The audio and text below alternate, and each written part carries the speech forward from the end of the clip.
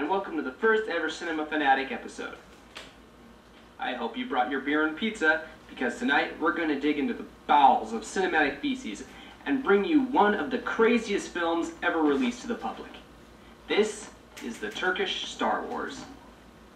Back in the 70s and 80s, due to military takeover, American films were really hard to come by, so Turkish movie makers would often remake American films with a Turkish cast and crew, creating some of the craziest films ever made.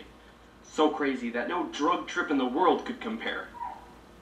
So let's take a look at Turkish Star Wars. Turkish Star Wars is about a villain known as the Wizard, who kind of looks like a guy dressed in drag. He wants to take over the world, but in order to do this, he needs to breach a force field made up of concentrated human brain molecules, protecting the Earth.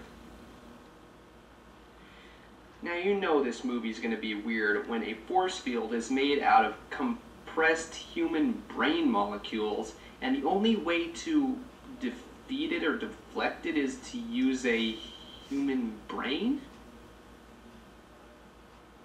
The writer must have been on PCP. So we see a fight take place between the Wizard and Earth, comprised mostly of pillaged Star Wars footage. Here we are introduced to our main characters, Murat and Ali, played by Junaid Arkan and Aytekin Akaya. They fight the Wizard, but are defeated by an unknown force which propels them to another planet where they are stranded. They begin to talk about the planet being inhabited solely by women, and then they're attacked by skeletons.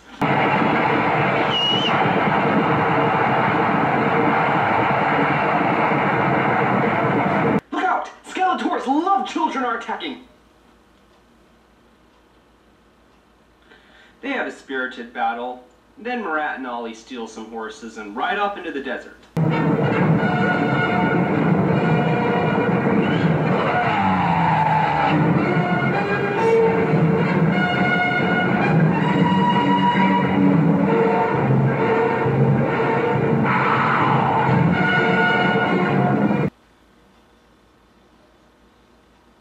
I didn't add the Indiana Jones music. That's the main theme in the movie. So Murat and Ali ride along until they are captured by the Cylons from Battlestar Galactica. Now at this point I've noticed a lot of plagiarized things in this movie, from the footage to the music. Any more and this could be a Best of George Lucas compilation. Murat and Ali are taken to an arena where they watch a bunch of civilians get killed.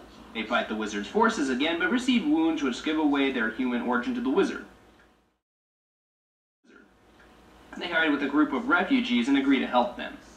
This leads to one of the dumbest training sequences ever.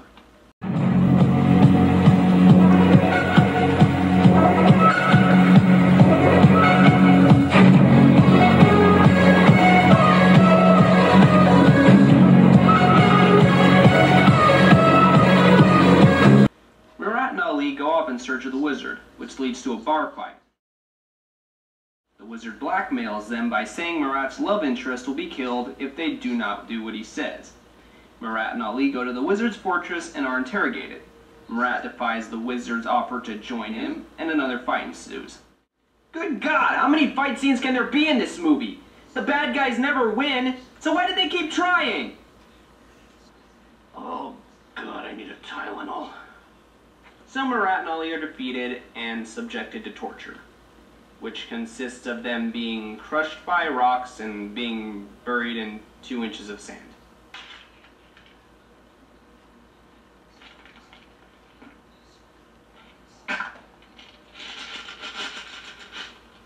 The torture doesn't work. Duh. So the Wizard pits Murat against a giant furry thing. I can bet how this fight's going to end. Murat wins and escapes while Ali is captured. Why would he do that? Why would he do that to a friend? Murat is told by this old badger that in order to defeat the Wizard, he is to get his sword. After a few more fights, Murat gets the sword and rescues Ali. But Ali wants the sword for revenge against the Wizard. They have an argument for a couple of minutes. Kendini dünyayı kurtaran adam mı sanıyorsun? Senin kendini çapkın sandığın kadar. Ali takes the sword and gives it to the old guy for some reason. But it turns out to be the wizard in disguise. Fool you!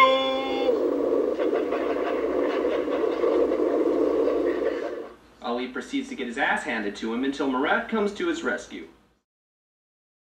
Then we find out the old guy died. Why? I don't know, it just sort of randomly happened. So then Ali gets blown up by a mine. What the hell?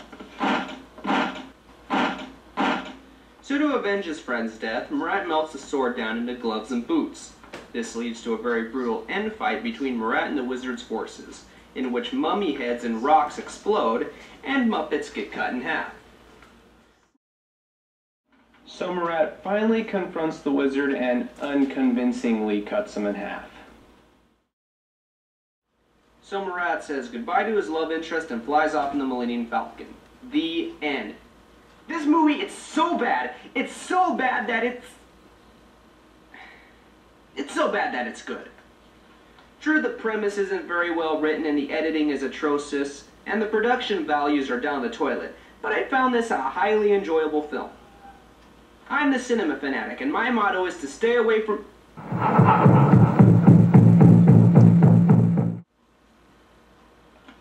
What the hell? Look, I know I was harsh, but this... Let's face it, this movie's a piece of Wookiee turd. Yok olacaksın. Yok olacaksın. Yok olacaksın.